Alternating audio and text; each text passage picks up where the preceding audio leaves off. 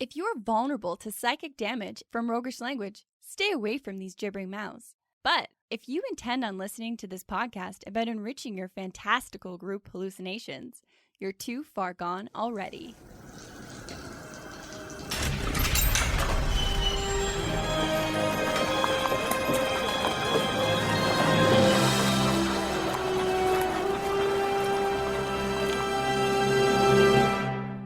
Your next game is going to be morally perplexing, and here's why. In this episode, we find some answers to what are the building blocks of a moral dilemma? And how can we use real ethical perspectives to make them better? And what can RPG video games teach us about crafting the hardest of choices? Welcome to the Hook and Chance podcast. I'm Travis. And I'm his brother Jordan. So today we're obviously talking about morality, the ancient topic that philosophers have toiled over for thousands of years. That's a lot of work. Yeah. That they did. Yeah. A lot of thinking, a lot of chats over the park before they had TV. We got too much TV now. We can't sit around thinking that long. We certainly don't. And maybe it's that hubris that we've gained, what TV has kind of bolstered us to thinking that we're capable of. We kind of sat down and said, yeah, we could probably crack morality in an afternoon. Yeah. We're the heroes of our own story. So, yeah, I mean, it seems pretty simple, really. It's morality. It's very basic. But these are the moments in games that we're all trying to craft. I mean, you can toss down a riddle and stump your players for a little bit. You can mix in a devilish door puzzle with a trap and stump them and hurt them, which is great. But mic dropping a moral dilemma that forces a complex choice, does both, and causes a character to never be the same again? That's the juice that we're trying to squeeze out of that fresh fruit. Yeah. To be able to send your players home at the end of a game, questioning their own reality and whether or not they're a good person, that's what I'm after. Questioning their reality, even. Wow. Well, we recently got into one of our bi-weekly Discord hangouts, and that's kind of what sparked this whole idea for an episode, because everyone was laboring over what makes a great moral choice. One of our wonderful contributors had a moral choice hanging over them. How do I get my players to really labor over this choice? And how do I make them feel some stuff? And I don't know that we arrived at any solid conclusions after about an hour of chatting about this particular topic. Some fun ideas were thrown around and some goodness came out of it for sure. But yeah, like we had a great time chatting about it, but yeah. Boy, it's a real head scratcher. And we think that creating the right conditions for compelling and challenging character choices is worth the effort, which, of all of the situations to set up in D&D, it is a bit of effort to do this well. Yeah, I can throw together a monster by just flipping open a page from the monster manual. Like, it doesn't take a ton of prep. If I'm going to do this, I want to do it well. Like, there's nothing more disheartening than like putting together something you think is going to be real meaty. Like, whether it's any kind of prep in general. You labor over it. You're like, yes, this is going to be so good. You slap it down and you go, ha, chew on that. And then they go, yeah, we'll take the left path. Is there any gold? We pick it up. We're moving. Yeah. And you're just like, shit, what the hell? I worked on that choice for a long time. And so I think there's some subtle nuances to making players engage with these kind of topics that make sure that all of your effort doesn't go wasted. So in an effort to create the best problems possible, can we possibly divine some kind of framework to make these choices as juicy as they can be? Well, I sure as hell hope so, because we spent a long time on laboring over this episode, but we'll let you decide in the Strategy Stateroom. This is the Strategy Stateroom, where inventive and cunning tactics are crafted for when they're needed most.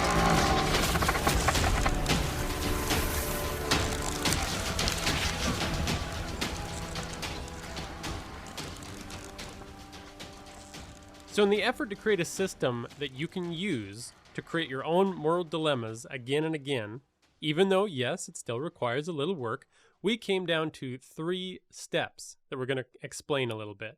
Step 1, choose 2 factions and values.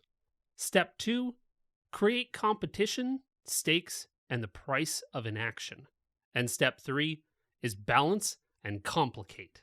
Right, and you might already be thinking about your favorite classic ethical dilemmas, situations like the trolley problem, for example.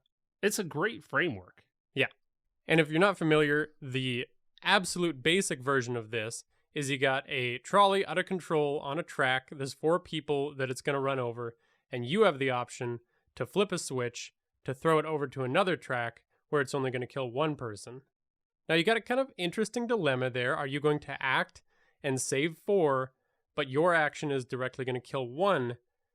I'd like to state at the top here that these don't work great because this is a choice between inaction and action. And while in a philosophy debate this works great, in D&D, giving your players the choice to just walk away means you're not going to play a game after that. So be careful with things like this. Which is the classic move of players. Yeah. I'm not going to interact with that. I'm actually going to go over here. And then everyone sits awkwardly at the table. What do we do now? So what we've actually concocted here is a framework to use to build your own moral dilemmas. Not to say that this is the final answer on moral dilemmas. No. This is just a simple way that helps us contextualize and categorize our choices to make sure that we're creating a really balanced choice, one that our players are actually going to struggle with a little bit. And the ideal outcome to this is that our players walk away having made a choice and it changes their character. That's what we're trying to get to, is to give them a choice that they now have to reflect and go, oh shit, my character's different. I just made this really difficult choice, and now I know which side of this line I sit on. And if you're including lots of these, your characters will define themselves by the choices that they make, and that's what a story is supposed to do. Exactly. So let's dive into each one of those steps in more detail. Let's start with step 1 is choosing those 2 factions and values. When you're thinking factions, it doesn't have to be groups of people. It can be individuals or nations or one guy against a city. The Capulets and the Montagues. But yes, the point remains, you can mix and match. It's just any 2 groups. And then you got to figure out what values your party or an individual character that you want to highlight has. These are going to be the building blocks that you create the rest of this with. And Travis and I get these at the start of our games now. It helps prep so much. Oh, it's absolutely essential. Like, if I were to come down with one rule that I abide by now, it's figure out your goddamn values. Because it's going to help you plan your games and plan your campaigns and plan your sessions and make everything thematic to your characters that you have sitting at the table. So knowing each one of those characters' values and then kind of putting together party values as well helps us to contextualize this to an entire party, because it's basically a group of 5, but they've come together for a reason. They're traveling together because of some kind of shared value. And that's what we want to try and hit on. And to contextualize this a bit, the reason that we're starting from the characters and not just thinking what's a good choice of between good and bad or what's morally right is because if you don't cater this to your group and your players, then you're going to end up with what I've been in, is a situation where I've got a beautifully crafted ethical choice of which one is the better path. Both are good, but you have to sit here and decide. And then again, the players, because they're murder hobos, they just kill everyone in the room and look for their loot. And I love that so much, where they're just like stabbing, you're sitting there expecting this like world-changing event, and instead they just slaughter the whole bunch and slap their hands together and go, okay, this room is done, on to the next. Yeah, so like a moral choice for that party is going to be, which people do we kill for the most amount of loot or something like that. It's not going to be the philosophical debates. Turn out your pockets. I want to see who has more gold. Yeah. And we've kind of talked about this at length in one of our episodes, episode 56, Create Conflict with 4-Corner Opposition. This plays a really kind of key role Because if we're doing this for our games and kind of our campaign planning, then we have some values laid out. And that's kind of what we were alluding to before, is that now when we create campaigns or we create stories, we use this four-corner opposition to lay out those values. It's kind of intrinsic in it. So to kind of give you a quick recap, if you haven't heard that episode, by all means, go and listen to it because there's a lot more, but we'll try and encapsulate it shortly. So first, you got to have the party choose two values that they all share, like we were just talking about. Then their big bad is going to have two opposing values. So they just sit counter. Whatever values your party has come up with, they sit completely opposite. They stand in opposition, flaunting their hatred for those two values, exactly the opposite. So then you make a second and a third villain. These are the folks that are going to stand in the way to the big bad evil guy at the end. Those two villains are going to have one of their values in common with the party and one that runs contrary. And this way, one of them could end up being an ally, one of them could end up being a sworn enemy. You could kill them off, whatever you want to do, but it allows the party to go through that change and say, okay, what are our values? Look, we share this with one, we're opposed in the other. Whatever happens, happens, but it's going to lead to our big bad at the very end. And this can create for really shifting gameplay. It leads to really fun stuff that you as the DM aren't even expecting. So, for example, let's say the party values are peace and equality. That means our main villain value is going to be war and power. And then we're going to make one of the third enemies, peace and power, or war and equality, whatever kind of mixture that you want to do there. But at least you have, the potential to create an ally or an enemy first, and then they switch sides. Like, it creates a lot of dynamism. It's very cool. Yep. And then as a DM, you can put any of them at odds, and it's super fun stuff. Another way to think of this in terms of moral quandaries is to use goals as values. So figure out what your character or group wants. It can be as simple as the quest they were just hired to complete. Go save somebody from a cave of goblins, And that goal becomes one of their values. Then you can just ask, what are you willing to sacrifice in order to achieve your goal? So if you didn't happen to get values or you're finding it really, really challenging, that's a great point, Jord, is that you can just swap in a goal there because it's kind of their value. It's what do they stand for? Well, we stand to get that cheddar. Like that money, that treasure that we're seeking, that's our value. And what we're doing with all these values that we're coming up with is in a moral dilemma, all you're going to do is put one value against the other. The choice is going to be between their values. So pretty easy so far. Now let's move on to part 2. Create competition, stakes, and the price of an action. So let's start with creating that competition. Now, it's not enough to simply choose between two parties based on their values. It's a start. It's somewhere to start from. But, if you had two people slapping each other over a piece of cheese and the party shows up and is like, hey, you guys stop it. And like, well, we want the cheese and you choose. Well, what are the values we're fighting over? And yeah, and then the paladin says like, well, I like that guy because he's big and strong, that one. So he should get the cheese because I'm big and strong and I have the same values. I kind of like that guy. Yeah, this is going nowhere fast. It doesn't feel good. No. It didn't feel good to say it. Well, we got to make that competition a little more drastic, right? Yeah. Let's throw them both off a cliff and then see if things spice up a little bit. Wow. Okay. Make it a competition of who lives and who dies. Not subtle. It has some serious consequence there. Let's use a better example that I know that we both love. So you and I, Jord, are absolute super fans of Batman. Mm-hmm. And bat nuts, as we call ourselves. We are completely bat nuts. They're tiny, they're furry, they're bat nuts. Oh, jeez.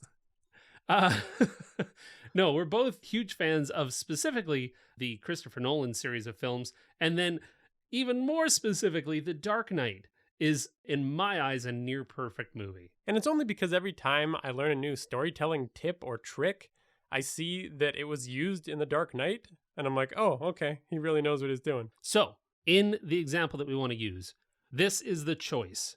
Batman finds out that the Joker has taken the love of his life, Rachel Dawes, and his newly, found comrade in trying to clean up the streets of Gotham, Harvey Dent. His law pal.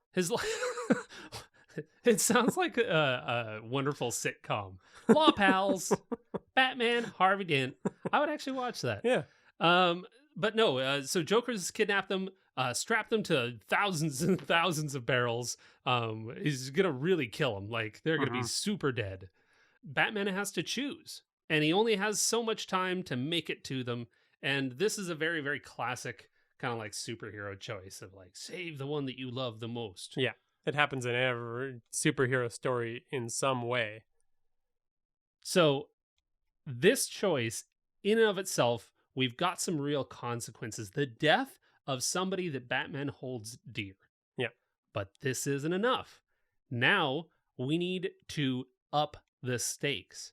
So what are the ripple effects of this choice? How will the world change? Not just the characters, but how will the world change as a result of this choice? Well, first, I want to point out that the values that we're talking about for Batman here are essentially love and personal relationships, or the betterment of the city. Exactly right. Like, on the one hand, Harvey Dent epitomizes the opportunity to finally rid Gotham of crime. He has been a huge supporter of Batman in trying to bust down the Gotham mob, who are the source of all of the pain and strife of Gotham. And then on the other hand, you got, his own personal, like, this is Bruce Wayne and his attachment to his own humanity and morality and like why he's doing it. He sees this person as like, I'm cleaning up the streets for her. I'm trying to make a life so that I can possibly even be with her. Which Alfie keeps reminding Batman, prodding him. Yeah, throughout the whole thing. And that's my point, is that the reason the stakes feel so grand for this one choice is because we've spent a whole movie underscoring this. Like, exactly right. Alfred keeps talking about it, and Bruce keeps talking to Rachel, and he's like, hey, you're with Harvey, but like, you could be with me. Yeah. We always talked about this, and Harvey's the... And so like the entire movie, like an hour and a half at this point, has been in building up to this one decision. Like, it's really instrumental, and Christopher Nolan did not take that choice lightly. And then we have to figure out how to telegraph some of those ripple effects. And us as an audience in this Batman example simply know that, God, if he loses Rachel, he is going down a dark path. Yeah. He's not going to be a good man after that. Like, he's going to be pissed off. He's going to be punching people. He's probably going to turn into the new Matt Reeves Batman. Yeah. Just like wailing on people. Going to get way darker. On the flip side, if he loses Harvey, he's going to have to just be Batman full time. And he's probably going to lose Rachel anyways. Yeah. Because there's no one else to back him up on cleaning up the streets. It's a very complicated choice for old Bats. Extremely complicated. And so complicated, he just sequesters himself in the Batcave after he loses Rachel and Harvey. So real bummer. Yeah, this is... Joker, you hooligan. He knew how to get him just right. So then the final piece, and this is really, really simple, inaction. How do we make sure that inaction is not a choice? Right. Batman can't just go to the bar. Can you imagine? Just like, Commissioner Gordon's like, hey, Batman, you need to make a choice. Harvey, Rachel, we'll try and... I'm stressed out. I can't deal with this right now. Can't you just send 2 squads to both locations? It needs to be gravelier and raspier. Yeah, sorry. I need a beer. Nice.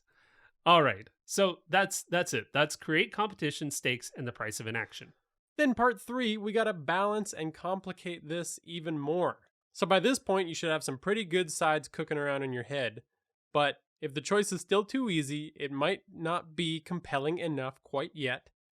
And this is where the real-life finer points of ethics and morality come into play. We're going to talk about some of the work that those philosophers have done for thousands of years so that we can slap it on our moral dilemmas. And the point of these, as you're listening, is to kind of think of how you can add one of these to one side or the other and to just keep making it more complicated and more rich and give the players more to consider.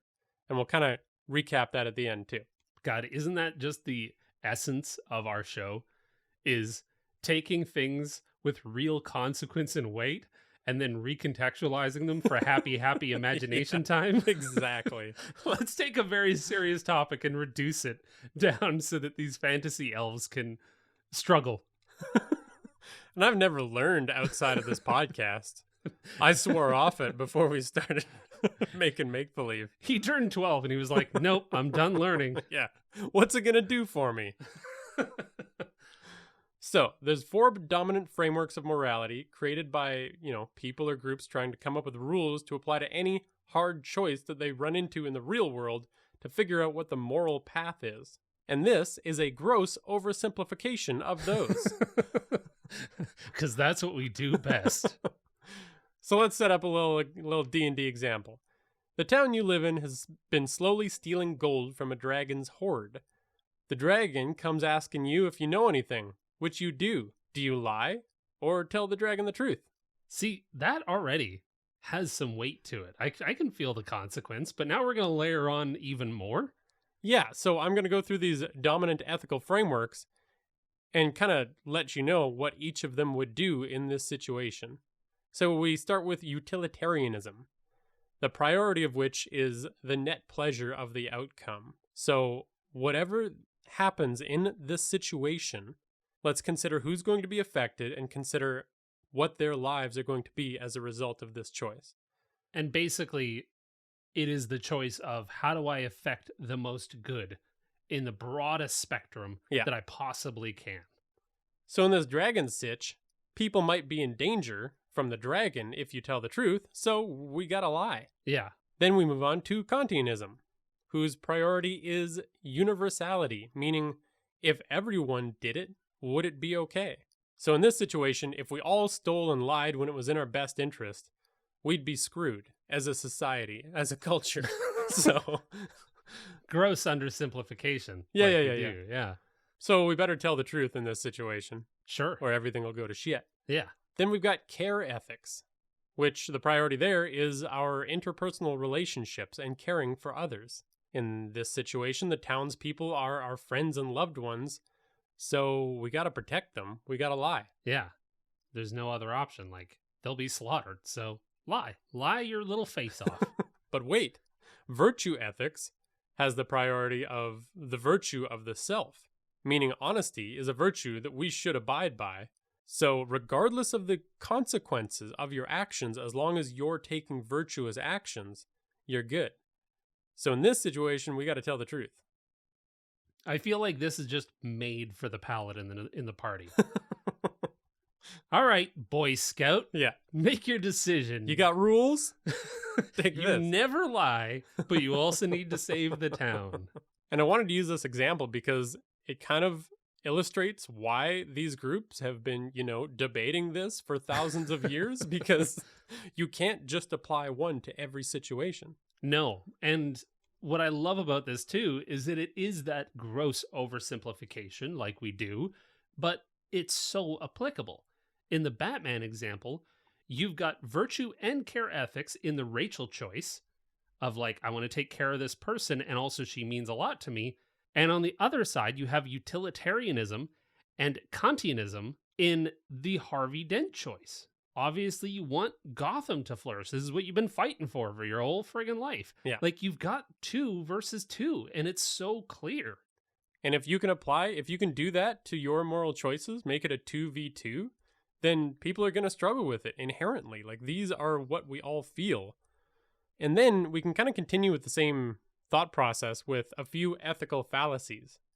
These are the common yet illogical beliefs on what constitutes morality. So some people will argue that the law tells us what is ethical, but I'm sure you can realize the flaw in that. And a really good example I heard of why this one's absolutely false is if you get on a plane and fly across the country, you're going to be in places that have different laws about the same subject. So clearly, they're not defining ethics. No, not at all. Then we've got the idea that morality is subjective. I'll have my morality, you have yours, and we'll just both be okay with that. In theory, this seems all right until you take it to the extreme. So, like, if this is true, we have to allow everyone to have their own morality. You know, if I were to tell you, Travis, that killing people is fine under any circumstance. 100% no. Yeah. There's no argument that I can make that will make you believe that my morality is subjective. And then we have the fallacy of sincerity. So that's just because a moral belief is sincere does not make it moral. That one's kind of heavy. That's like religions and groups that are all, everyone sincerely believes to their core that this is the right thing. Well, absolutely. Like this, I mean, wars have been fought over Yeah, this exactly. kind of stuff. Like these three fallacies are probably behind the vast majority of fights in some way, shape, or form. Like just human conflict in general. So you want to talk about gross oversimplifications? We've boiled down the struggle of humanity into 3 points. And so we're going to layer these onto our moral dilemmas, but another thing I think is really cool with everything we just talked about is that you can have your factions or groups that are fighting use these as justifications for what they're doing. Like when they're pleading to the party or making their case, they're basing it off of either these real ethical ideas or these fallacies. I love that so much because, you know, you've probably heard this before outside of this podcast, but like a good villain believes in what they're doing. And these 3 fallacies are so quick and easy to layer on to figure out, what does my villain want? And in the case of, like you said, someone's pleading, the party, please help me. I should be the one that you help, not that person, whatever the case may be. Like, this is going to really make your party struggle and try to work through all of these ideas to eventually arrive at probably the first 4. Yeah, one of the first 4. And they don't have a little cheat sheet in front of them like you do. Yeah. Now, we have pontificated and gesticulated and all kinds of aids for a little while. I think that we really need to provide a solid example of what this looks like if we were going to actually apply it to a game. Otherwise, we're just assholes. Because so far, you're not going to write The Dark Knight. That's about the only takeaway so far. All right. So let's actually put this into practice. So we're actually going to use my game, the game that I DM. How convenient. Yeah. And unfortunately, this is going to be a spoiler for you because I'm probably going to use this. It's not just going to be an example, but we have not gotten to this point, and you are a player in my game. Yes, I am. So, sorry, I don't know what the takeaway here is. This is going to be a spoiler, but I trust you that you can role play through. I'll just lean back and cackle. Yeah. What's wrong with Jordan today? Yeah, I don't know. He's got a nervous tick. So here's the background. In my game, it is taking place in the remnants of a war-torn city after having lost a battle in a war between mortal races and demons. So it's very Wild West. The city itself, it's not so much about the demons anymore. It's about what those people do in the aftermath of something so stark and so dire. And so it's very Wild West. The law is outgunned by dozens of gangs that run this city. Each gang has their own specialty and competing desires, and go figure, those values have come in very, very handy in making some gangs, some other rival gangs that my party sees as potential allies, potential enemies. Like, it's been huge. Yeah, and as the DM, Travis just has endless fodder to introduce new gangs with slight tweaks to the formula. So, let's go to our characters.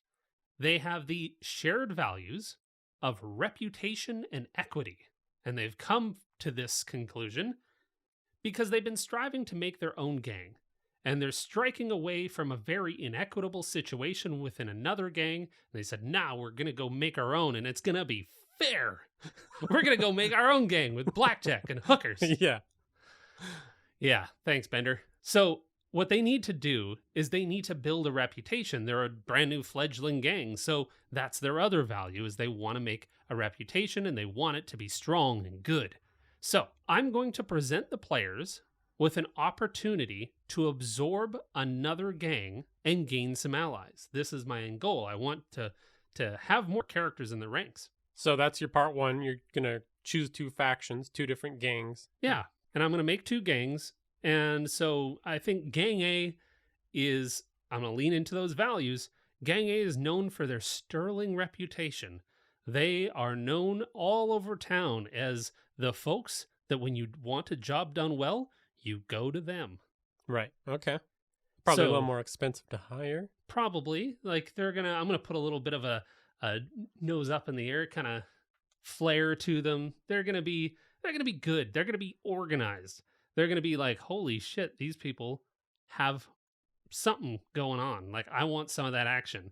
As a rough and tumble, unorganized gang, you guys are going to be able to see them and go, damn, we could be operating like a smooth criminal. Yeah. The flip side to that reputation is that they have a very, very strict power structure and equity structure that favors those in charge. And I'm thinking that there's no way that you guys end up in charge of that, potentially, or that is going to go against wherever you end up within that new reformed organization. It's not going to be equitable. Right. You guys have formed your gang based on equity. They've got a Jabba the Hutt involved. Yeah, and there's going to be lieutenants and there's going to be so many different layers, and they're not going to be compensated the same. Yeah. So that puts your two values at odds. And Gang B is going to be the exact opposite. So known for being a scrappy but fair group.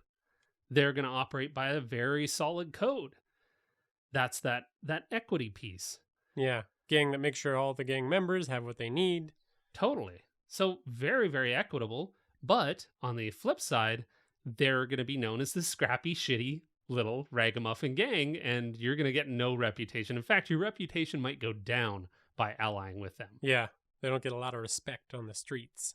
So right there, we've created two factions and we've created some values, and we've made those values inherent in those choices. Nice. I like it so far. So now we need them to be in competition. Yes. They're in competition because both have recently lost their leadership. Let's say like a guard sting took down both of their central hub of leadership, and they're going to be like, shit. If we don't immediately present a strong front, other gangs are going to pick us off, or they're looking to make sure that we don't come up again. They're going to get rid of competition. They both want to join forces, but they have been strong opponents of each other, which means you can't choose both. It's one or the other. And by allying yourself with one, you are going to ostracize the other. The other is going to swear bloody revenge against your group. Yeah. So now we need to throw in some stakes.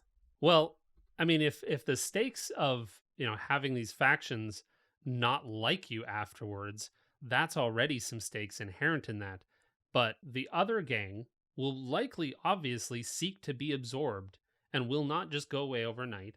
So now we've made some strict enemies, and probably with other gangs that are factioned with them, they've got allies, whatever new gang they join. So we're really going to, I'm going to have to drive home that point that this choice is going to split the city in two. Nice. And so everyone is going to know about this reformation of these gangs, and you're going to have, whereas everyone was kind of agnostic to you before, this is going to make sure that everyone has to choose a side. So just to hit home that price of inaction, these gangs have to ally themselves with a new gang, or they're going to be picked off. They're going to be gone, essentially. Yeah. Like let's say they have 24 hours. We'll make a new rule in town that you guys are just hearing about, that whenever a gang gets dissolved, they've got like 24 hours or something like that to find a new home. Otherwise, they're like fair game. I'm thinking like the Warriors, where like every gang is hunting for them, trying to get rid of them, but they have 24 hours to sort out their shit. And the price of inaction on our gang's part is if we don't choose either, then they're both going to turn on us, I would assume. Yeah, you're going to get neither. They're both going to get hunted, and you guys stay irrelevant. Yeah.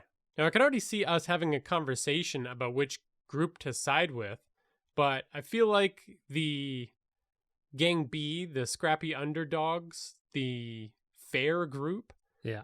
might appeal to our morality a little bit more right now. Yeah. Yeah, they're definitely leaning to one side. So this is where we need to add into the complications. We need to add on some more of those complications, and we need to figure out how to balance. So I think you're exactly right. Right now, morally, like now I'm even playing against the players' morality, not just the characters. Yeah. The players are looking at this going like, well, do we want to be super popular or do we want to be folks of the people? But I need to complicate this so it's really a laborsome choice. Looking at that ethics list that we were talking about earlier, if we bring care ethics into the mix, you could have one of the NPCs of the party. Like they could be actually in the first gang. Ooh, yeah. So the high reputation gang that's a little bit less tempting for the party. Right. I'm going to put a loved one. Yeah. A brother, a sister, a mother, a grandson. Totally. And this is where I can lean on some of those players' backstories and say, okay, I'm going to grab this person and they're going to show up to the meet and be like, what? You joined this gang? Yeah, I've been a part of it for the last year. I bake pies and I stab some mamma jammas in some dark alleys. So you're going to take my character's friendly neighborhood baker? No, your great aunt. Oh, okay. Great Aunt Florence. she's gonna be armed with a knife and a pie. Yeah. I've given her a huge 10-page backstory. She's a good one to use. I think I need more though. Now we've got one player in the party, yourself, who's gonna be arguing for maybe choice A. Let's take utilitarianism and say that Gang B spreads the wealth that they gain among the impoverished in the community. Yeah. Pull on the old heartstrings a bit. Yeah, totally. Like, I think that fits within, the fiction that I had already kind of worked out. Because, like, you guys are in a impoverished area of this city. You're right against the outer wall where all the wars have happened. All of the buildings have been shelled out. And it's not looking super great there. So this gang is trying to help out that community. So I feel like now we're kind of personal relationships are not going to stand equal to Gang B helping an entire area of the city. Now it's kind of tilted back in the other direction again. I'm fighting for my aunt.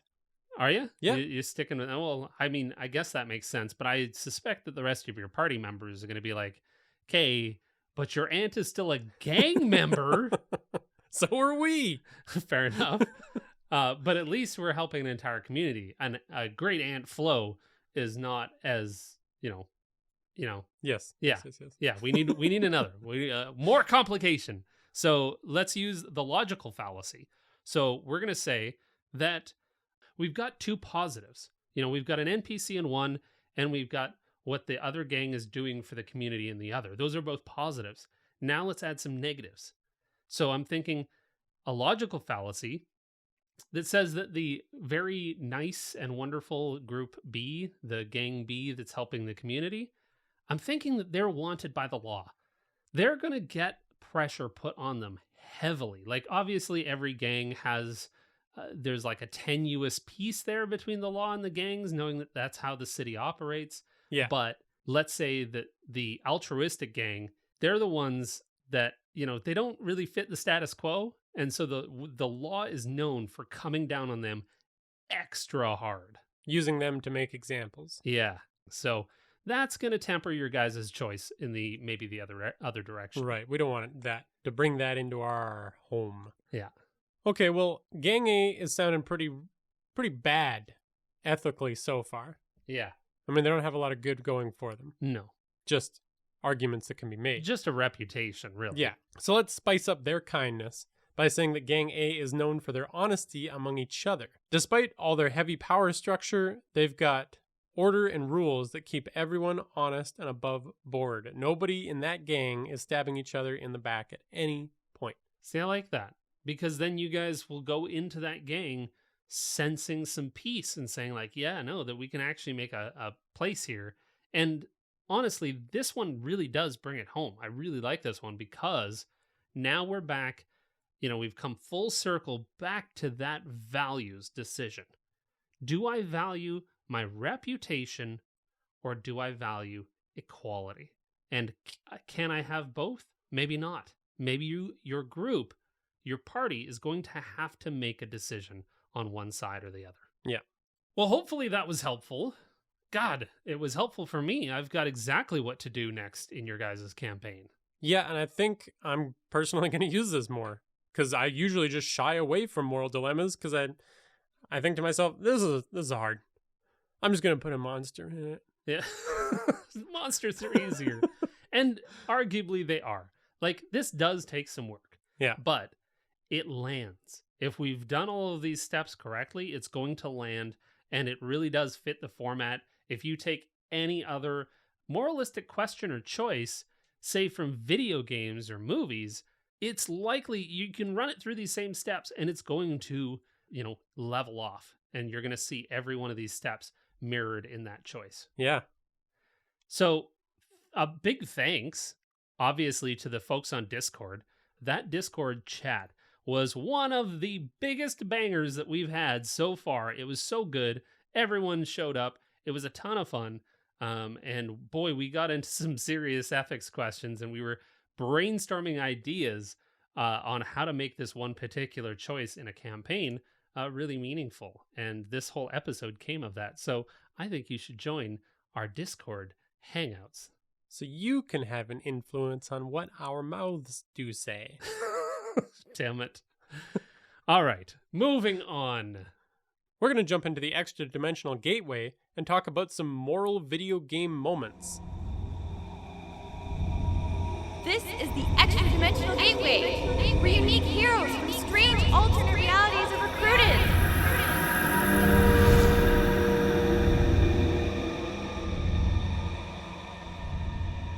So let's talk about some video game moments. Speaking of moral choices, there have been some real doozies. Yeah, because video games, they have you play them for like 200 hours and then put everything you've invested on the line with these critical moral moments. And it's bullshit. I'm looking at you, Mass Effect. 300, 400 hours just to make one of the most difficult choices ever. Yeah. You asshole of a game. But before I get into anything too heavy, I want to mention one that just stuck out for the fact that it was a little bit different. In Metal Gear Solid 4, there's a level where you're creeping behind two fighting factions, and the game doesn't slap you in the face with a choice like a lot of games do. You just get to choose whether you're going to keep moving towards your goal or if you're going to use your resources, like your ammunition, to help a group that's getting gunned down. Like, you can hear them dying as you're moving. Ugh. It only weighs on you if you even notice it's there. Yeah. And that's kind of cool. I think it's cool for it to be that subtle. Well, and the takeaway here is I think that you can put people in danger, and you can experiment with who you put in danger to your party. Because as we all know, parties can be absolutely ruthless sometimes and be completely, like, they don't have to give a shit about certain things. But this is a really interesting moral dilemma of self-preservation versus helping others in need. Yeah. And if you were to throw this at your players when they're already low on resources or they just finished a fight, this could be really, really interesting. And if they are the murder hobo, take all the gold kind of party, you just put a dude that's pockets are full of gold running through a dungeon. Help me! Help me! I'm He's being pulling up chased. his pants, his gold is just falling out. Well, that's the test there, is you keep ramping it up. First you say, there's a man running away from a horde of lizard folk, and then he's screaming, help me, help me. And if the players don't respond to that, then you turn to the rogue with the super high perception and say, you hear the telltale tinkle of gold hitting the rocky floor. Yeah. And it's like, oh, okay, all right, I've reconsidered. Maybe That's I their will. value. Gold. Yeah, nice, good one. And then we have one that I think is really universal, but Dragon Age did it in a kind of different way again, too. Ooh, Dragon Age. That devoured weeks of our lives. Oh, yeah. Travis and I would just sit in two chairs staring at two TVs in the same room. We were so excited for Dragon Age to come out. Yeah. And we bought 2 consoles, 2 TVs. We just sat there for days on end. Yeah, Travis would just fall asleep in his chair with his controller in hand and then wake up the next day to continue.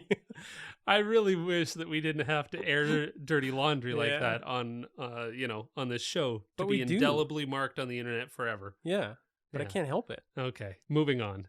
So, in Dragon Age Origins, after everything settles throughout the story, you essentially get to choose who becomes the new ruler of the game world for Ferelden. You've known the characters for a very long time, so you got plenty of information to base your decision on. Yeah. And it's just a bit weighty. Like, it's not one of those ones where something terrible is going to happen, but it's one of those ones that defines the future of the world that you've invested so much time in.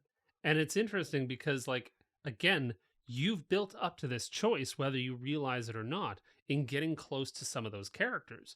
You, as the viewer, as the player, can understand the long-term implications of what Ferelden could become under their leadership. And both have positives and negatives that really stick with you. And what I think is really neat about this is that it's essentially the same kind of choice that Batman makes. Which NPC do you choose? You've got extreme relationships with them. This one is saying, which one do you choose to sit on the throne? That one's saying, which one do you choose to die? And a lot of video games take the which one do you choose to die approach. Yeah. But the point here is, create NPCs that have different priorities and values and personalities. And as you develop them, the more the party gets attached to them. And then you can give them some of these decisions. And you don't always just have to kill them off. Because if you do that too many times, taking that darker path of choose who dies, they're going to start feeling like they're in a Saw movie. Yeah. Not playing D&D. This is dark. That's when you open the game session every time. Like, you sit down as the DM at the head of the table and you're like, do you want to play a game? Yeah. And you're like, shit, he's going to do it again. Not What an again. asshole. Stop introducing NPCs because I know they're just going to die. Horrible. But this situation still does boil down to values, by the way. Which character's values do you value more is the question. Yeah. No, that's totally fair. All right, my absolute favorite, Fallout. The Fallout series has been with me for decades. Yeah. Arguably, I'd say that this is a fun bit of trivia, but Jordan and I grew up without a ton of access to video games. Our parents, we lived out in the woods, and our parents always wanted to make sure that we used that time wisely and really enjoyed building tree houses and shit. Yeah. So our cousins always had video games, and so that was our only exposure to, like, Mario 64 and all of the NES games and stuff like that. In 1998, my world was completely changed by arguably the first video game that enveloped me, mind, body, and soul. And I played from morning to night for days on end playing Fallout 2 on the first laptop that I ever got my hands on. Noticing a trend here. Yeah, just a little bit. So one of my favorite characters in the entire Fallout series was Harold. He was, do you remember Harold? Yeah, I think so. He was the nasty looking dude that had a tree growing in his head. Yeah. And he was just this kindly old man that kind of helped you on your journey. And the tree growing out of his head, he actually named Bob, and he would, like, talk to it like he was talking to himself. Nice. And he was just a very enjoyable NPC, and you grew to love him throughout your journeys in Fallout 2. But Fallout 3, a decade later in 2008, some 30-odd years in the actual game fiction, you run into, as a completely new character, but as the same person who played Fallout 2, you run into Harold in Oasis, and he has that tiny little sapling has completely overtaken his body. He was traveling and he sat down, and now all of a sudden the roots of Bob have completely enveloped Harold, and he's now part of the tree, and it's pushed, like, all of his internal organs down inside a cavern. Ouchie. And then, like, his heart is somewhere in the roots and stuff like that. It's really hard to watch, especially when you came to love Harold. So the choice that you're presented with, because in this new place, other folks found him, and this place has grown into one of the only nice places in the entire Fallout 3 world. Like it's called Oasis because it's green and lush, and it's not this like bombed out radioactive nightmare. And it's only because of Harold that it became such? Exactly. And now all of these, a little town, a little community has grown up around him for the bounty that Harold brings to the area. Because there's basically no other trees in No. Fallout. None that aren't withered and gross. Yeah. So the choice that you're given when you find out that Harold doesn't want to live anymore, he can't move. He's bored out of his mind. He's a ghoul. He already is kind of cursed with everlasting life because he's so irradiated. Yeah. He's staring down the barrel of eternity as a talking tree that a whole bunch of weirdos worship. And he wants you to kill him. That was one of the toughest choices because you are actually presented with the choice of feeding him and allowing his roots to grow and spread the oasis further and wider, stopping his growth, but leaving him alive, ensuring that the community would always get to benefit from him and it would stay a secret. Yeah. Or kill him and lose both, but free Harold. And I gotta say, I spent about probably 2 hours to 2 days trying to make that decision before going back to Oasis and going like, God, Harold, I don't know what to do, man. I wish you had some other dialogue options so you could help me with this choice. Yeah. That one's heavy because that's something that we deal with. That's a debated topic in the real world. So to include that in your games, like, whew. Yeah, that's a doozy. That's why Travis and I often stick to values because it creates interesting choices for the characters, but there's no risk of like real arguments and fights at the table, which in a video game it kind of works because you're sitting by yourself. But I would just say, like, be careful with these really heavy topics. Oh, yeah. Maybe clear them first. Like, are you guys okay handling this? For sure. This is definitely one of the session 0 questions. But my actual takeaway from this experience is building that bigger connection. Like, I would imagine that somebody who had just been introduced to Fallout 3, you come across Oasis and you go, oh, weird, there's this weird tree man. But it hit me, and I'm sure a lot of other players that were familiar with Fallout 2 and spent 200 hours in that game world talking and building a connection with Harold. As a developing mind, I might add. Yeah. Like, that was a part of your childhood. Harold was your friend growing up. That's exactly right. And so it hit hard.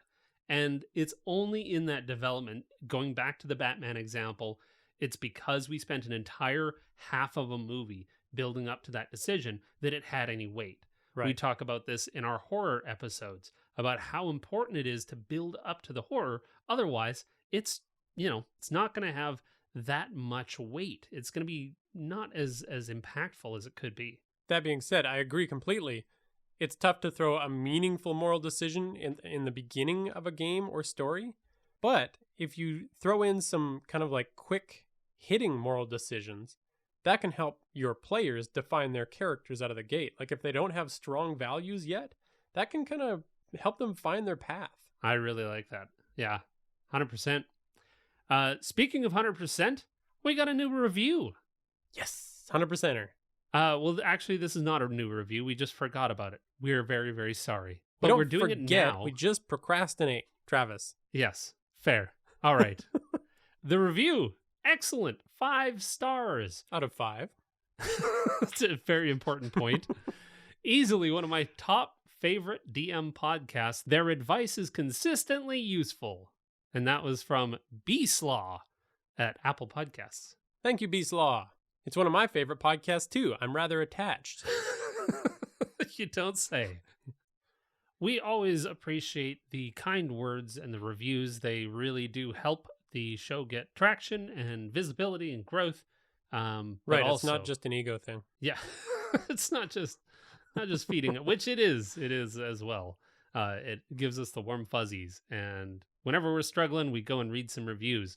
But also, we turn to our lovely and handsome, I might add, patrons. Thank you for all of your inspiration and support in many, many, many ways. And a special shout out to our newest patron, Gar the Pirate. Thank you for your support. And also thanks to Time Warp, Nico Y, Zach G, No Ma'am, Michelle T, Hentenius, Alan E, Matthew T, Felix R, Chris F, The Senate, Lucas D, Lila G, The GM Tim, Thomas W, Tyler G, Ty N, Heavy Arms, Eric R, Aldrust, Leprechaun, and Will HP. You are all our favorite. Thank you so much for the continued support of the show. We love you so dearly, and also thanks to Tabletop Audio for the sound effects you heard in this episode. You can find us at Hook and Chance on Twitter, Facebook, Instagram, and Reddit. You can also join that awesome community where we have those Discord chats, where we have the hangouts, and we get topics, percolating like this one. And you can do that by joining our Discord. You can find the link at hookandchance.com. Thanks for listening. And do you want to play a game? Jesus Christ, no. One of those head clappers.